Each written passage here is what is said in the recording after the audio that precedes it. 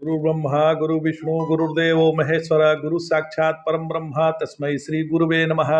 ओम नमो ब्रह्म दिव्यो ब्रह्म विद्या संप्रदाय कृतभ्यो वंशर्षिभ्यो महद्भ्यो नमो गुरुभ्यः सर्वपल्लव रहित प्रज्ञान घन प्रकृथो ब्रह्मेवामस्मि। ओम नारायणं पद्भवं विशिष्यं शक्तिं च तत्पुत्रं पराशरं च व्यासं शुकं गौड़पदं महांतं गोविंद रविंद्र मथास्य शिष्यं श्री शंकराचार्य मथास पदपादं च हस्तामलकं च शिष्यं तम तोटकं वर्ति कामन्नास्मद गुरु संततो मानतोऽस्मि। श्रुति स्मृति पुराणानाम् आलयं करुणालयं नमामि भगवत्पादं शंकरं लोकशंकरं शंकरं शंकराचार्यं केशवं बादरायणं सूत्रभास्कृतो वन्दे भगवन्तो पुनः पुनः ईश्वरो गुरुरात्मेति मूर्तिभेद विभागिने व्योमवप्ताय देहाय दक्षिणामूर्तये नमः। ओम श्री गुरुभ्यो नमः। ओम श्री परमात्मने नमः। भगवान हम लोग गीता के 7वें अध्याय का अध्ययन कर रहे हैं। भगवान अर्जुन से कह रहे हैं कि हे अर्जुन, मैं बीती हुई सब बातों को जानता हूं, क्योंकि बीती हुई बात साधारण लोगों के लिए बीती हुई होती है। पूर्ण दृष्टि में तो भूत नाम की कोई वस्तु होती ही नहीं है। लोग वर्तमान नानानि च, जो वर्तमान है उसे भी नहीं जानते, और जो भविष्यवाणी च, जो भविष्य है उसे भी नहीं जानते हैं। लेकिन मैं सर्वज्ञ सर्वसाक्षी सर्वातीत सर्वाधिष्ठान स्वप्रकाश स्वरूप हूं। लेकिन मातु वेद न कश्चन, मतलब कश्चन घटपटादिवद दृश्य रूपेण मान वेद, कोई भी घड़ा कपड़ा आदि परिच्छिन्न पदार्थ के समान मुझे नहीं जानता। कश्चिद मां वेति सा तु घटपटादिवत वेति, कश्चिद मां वेति तत्वतः मृतिकादिवत अभिन्न निमितो पादान कारण रूपेण मा जानाति वेति, न टू घटपटादिवत कार्य रूपेण मा तु वेद कश्चन पृथक भेद न जानाति। अब यह अर्थ जो है वेदांत की दृष्टि से अच्छा बैठ गया, पर भगवान शंकराचार्य ने ऐसा अर्थ नहीं किया है। वे कहते हैं माम तु वेद न कश्चन मंगलम अक्षरम एकम मुक्त्वा मदत्वा वेदना भावा देव नमाम भजते। इसके अनुसार जो मेरे शरण में है, मेरे बस में है, मेरा भक्त है, वह मुझे जानता है, और जो नहीं जानता वही मेरा भजन नहीं करता है। वही मेरी शरणागति न होने के कारण वह मेरी भक्ति न होने के कारण मुझे नहीं जानता, अतएव वह मेरा भजन नहीं करता है। भगवान कहते हैं 27वां श्लोक, इच्छा द्वेष समुत्थेन द्वंद्व मोहेन भारत सर्वभूतानि सम्मोहम सर्गे यान्ति परंतप। हे शत्रु दमन भरत नंदन, सृष्टि के आरंभ से ही इच्छा और द्वेष से होने वाले द्वंद्व और मोह के द्वारा संपूर्ण प्राणी मोह को प्राप्त हो रहे हैं। संसार में ब्रह्मा से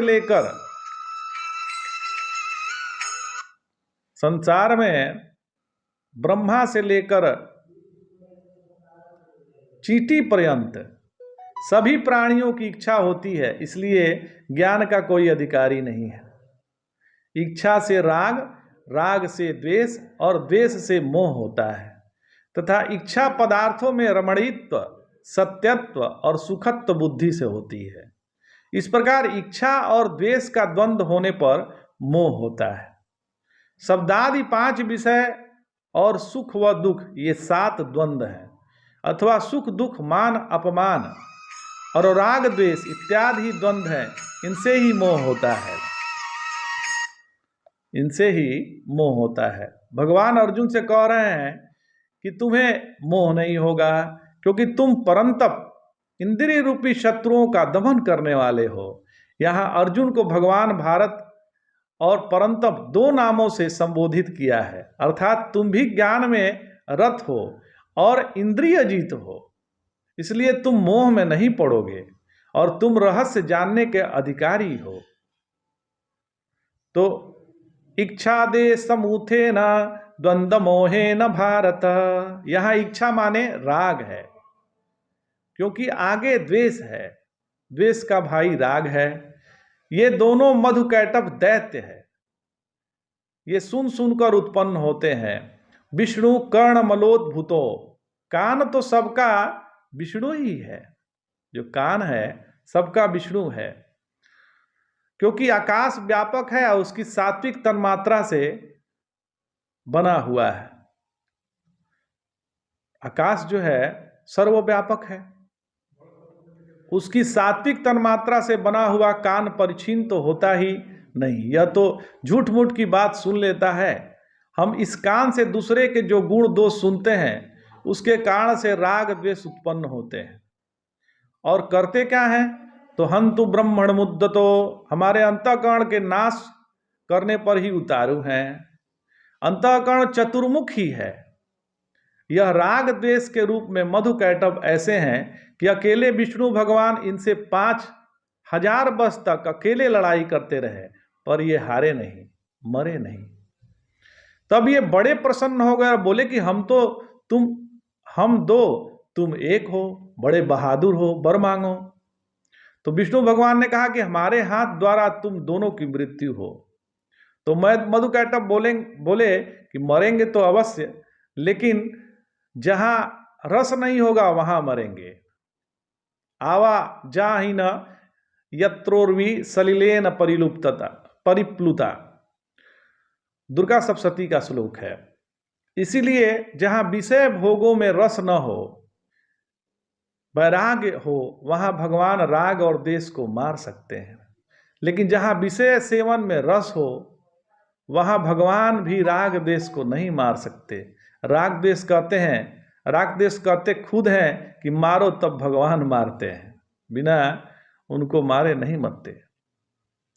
तो उपासना की परिपक्वता तब होती है जब हृदय में जिज्ञासा प्रकट होती है। हमारे हृदय में जिज्ञासा इसलिए नहीं प्रकट होती क्योंकि हम जो उपासना करते हैं उसमें स्वार्थ होता है, इच्छा होता है। कोई भी उपासना का मंत्र ले लीजिए महाराज, इससे यह होता है कि फलाने मंत्र के जप से धन दान बढ़ेगा, वो मंत्र से पुत्र रत्न की प्राप्ति होगी इत्यादि। हमारी इच्छाओं का पूर्ण करना ही हमारे उपासना का उद्देश्य होता है। यदि प्रभु किसी के द्वारा प्रभावित नहीं होते हैं तो वही हमारा स्वरूप है। तो हमको भी किसी के द्वारा प्रभावित नहीं होना चाहिए, तब जाकर हमने भगवत गीता को थोड़ी समझी है महाराज। नहीं तो किसी ने अच्छा कहा तो फुदकने लगे, किसी ने बुरा कहा तो रोने लगे। ऐसा नहीं करना है। भगवान का दर्शन अपने जीवन में करने का तात्पर्य यही है। श्री गुरुदेव भगवान कहते हैं कि भगवान के दर्शन के लिए परेशान मत होइए, वो परेशान है हमारे माध्यम से प्रकट होने के लिए। हम भगवान को प्रकट होने नहीं दे रहे हैं। जिसके हृदय से प्रभु प्रकट होते हैं वे कभी दुखित नहीं हो सकते, क्योंकि परमात्मा आनंद स्वरूप है, परमानंद स्वरूप है। आज इतना ही। जय जय शंकर। हर